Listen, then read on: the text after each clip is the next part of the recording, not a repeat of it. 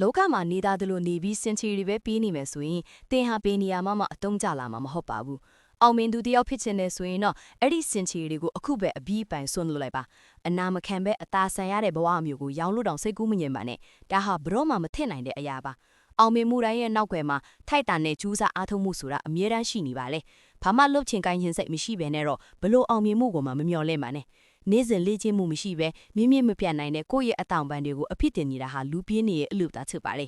လေးလာအားထုတ်မှုမရှိဘဲအိမ်မက်တွေနဲ့ဝေးကွာနေတာသူများထက်ပိုမကြိုးစားဘဲမအောင်မြင်လာတွေအတွက်လည်းအံ့ဩမနေပါနဲ့ကိုယ့်ရဲ့ကြိုးစားမှုကတာမန်လောက်ပဲဆိုရင်ဘဝကလည်းတာမန်အစ်စ်မှာပဲရှိနေမှာပါတကယ်လို့တင်အပြောင်းလဲလူချင်တယ်ဆိုရင်ကိုတနာနေတာကိုအရင်ဆုံးရပ်တန့်လိုက်ပါအိမ်မက်တွေလက်တွေ့ထစ်ဖို့ဘယ်အချိန်မှစတင်ရမလဲလို့တွေးဝေမနေပါနဲ့အခုချက်ချင်းသာစတင်လိုက်ပါသူများထက်ခြေလန်းတာခြင်းနဲ့ဆိုရင်ကိုယ့်ရဲ့တနာလီကသူတို့ရဲ့တရက်ကိုယ့်ရဲ့တရက်ကသူတို့ရဲ့တပတ်လောက်နဲ့ညီမျှတဲ့ကြိုးစားမှုမျိုးရှိဖို့လိုအပ်ပါတယ်ဘလောက်ထိကြိုးစားရမလဲလို့မေးလာရင်တော့လူတွေမမှတ်မိနိုင်လောက်အောင်အထိတိတိတသားပြောင်းလဲတိုးတက်သွားတဲ့အထိကြိုးစားလိုက်ပါအဲ့ဒီလိုကြိုးစားနေချိန်မှာအရေးကြီးဆုံးကတော့ကိုယ့်ရဲ့စံတာတွေကိုဘဝနဲ့ထိန်ချောင်းပြီးအဆုံးထိရှော့လန်းသွားဖို့ပဲဖြစ်ပါတယ်